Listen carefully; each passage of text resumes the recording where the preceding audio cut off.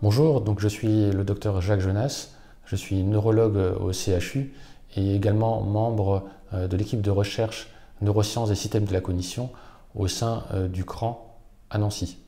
Mon métier, j'en ai deux.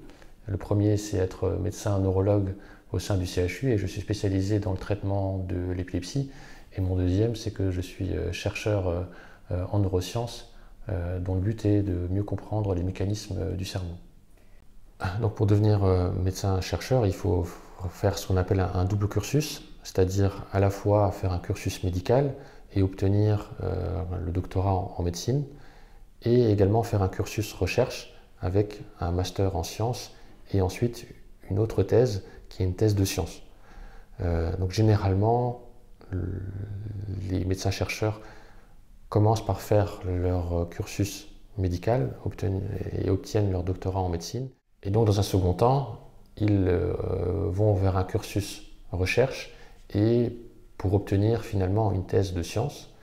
Alors, cette situation est assez difficile puisque soit on se libère de l'activité médicale et on essaie d'avoir une bourse pour pouvoir faire uniquement de la recherche, ou alors l'autre possibilité qui est très difficile, c'est de faire les deux en parallèle, c'est-à-dire poursuivre son activité clinique et dans le même temps une activité de recherche afin d'obtenir une thèse de sciences. Alors pour moi, l'intérêt de lier médecine et recherche fondamentale, c'est que en augmentant les connaissances fondamentales, en faisant de la recherche fondamentale, on va augmenter nos connaissances sur le fonctionnement normal du corps humain, et ici en l'occurrence le cerveau. Et finalement, c'est dans ce groupe de connaissances qu'on va piocher des informations essentielles pour pouvoir mieux traiter nos patients. Il n'y a pas toujours un lien direct entre les connaissances qu'on acquiert et puis l'application clinique. C'est très difficile, la recherche appliquée. Moi, j'aime bien l'idée d'augmenter notre connaissance de manière générale sur le corps humain. Et ensuite, nous, médecins, on va essayer de piocher ce qu'on a appris pour pouvoir mieux connaître la maladie et mieux traiter les patients.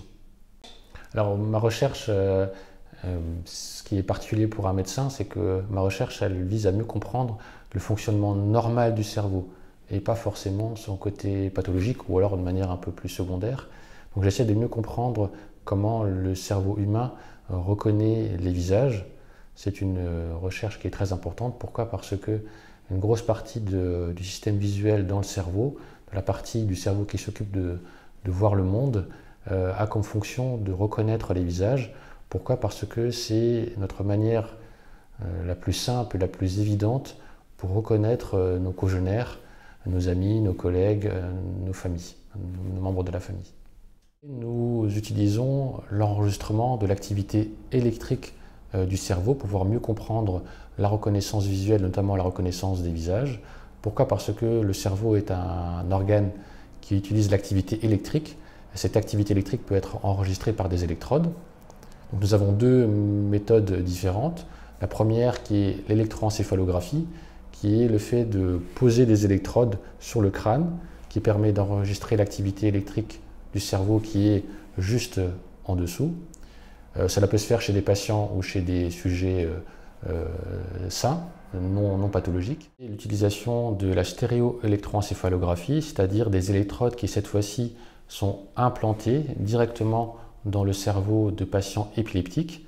Ces électrodes sont bien entendu implantées uniquement pour des raisons médicales, afin de pouvoir trouver une solution chirurgicale à leur épilepsie. Et on profite de la position de ces électrodes-là pour pouvoir faire des enregistrements précis avec une très grande résolution spatiale et temporelle de l'activité électrique du cerveau, notamment par exemple lorsqu'on présente aux patients des images de visage et des images d'objets. Déjà, avant de faire un cursus recherche, j'ai commencé par mon cursus médical et j'ai été très intéressé par la neurologie en général et plus particulièrement par l'épilepsie. Pourquoi? Parce que je pensais que le cerveau était l'organe le plus noble et le plus intéressant à étudier. Et ensuite, bien entendu, de manière secondaire, je me suis orienté vers la recherche sur le cerveau. Donc pour moi, c'est l'organe le plus noble, mais c'est également un organe dans lequel on peut se projeter. Si on étudie d'autres organes comme, je ne sais pas, le rein ou les intestins, on a du mal à se projeter. Lorsque on parle de mémoire, de reconnaissance, des visages par exemple, on arrive à se projeter dans la vie réelle parce que c'est très proche de notre expérience quotidienne. Et donc on peut faire un lien entre la recherche et puis ce qu'on vit au quotidien. Alors en médecine, on a forcément accès au corps humain, à ses fonctions normales et à ses dysfonctions. Et ça me semblait tout à fait logique, en plus de mon métier de traiter les patients et le corps humain, d'essayer de mieux comprendre son fonctionnement. Il faut savoir qu'en tant que médecin-chercheur, on n'est pas uniquement médecin-chercheur, puisqu'on est également enseignant à la faculté de médecine. Et donc on a 3 missions, la mission clinique, la mission de recherche et également la mission d'enseignement. Donc ça fait beaucoup de choses en une fonction et voilà, j'essaye en tout cas de sanctuariser au maximum mon temps de recherche. Je pense que c'est important pour mon épanouissement personnel et également pour le fonctionnement d'une unité de recherche à la fois clinique et recherche fondamentale.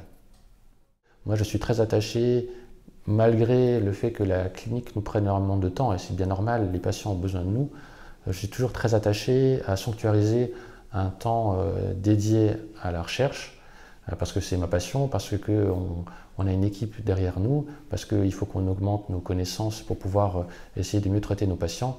Et j'essaye, par exemple, dans une semaine, d'être aux alentours de 30-40% de temps dédié à la recherche. Par exemple, les chercheurs temps plein ont souvent une vision plus théorique, peut-être parfois plus complète des problématiques, et les médecins-chercheurs ont souvent une approche un peu plus pratique. Il y a certaines idées qui viennent du contact des patients, de la pratique quotidienne. Et cette combinaison entre beaucoup de connaissances théoriques et aussi expérimentales des chercheurs temps plein et les questions pratiques qui viennent des médecins-chercheurs, cette combinaison-là qui, je pense, permet une richesse.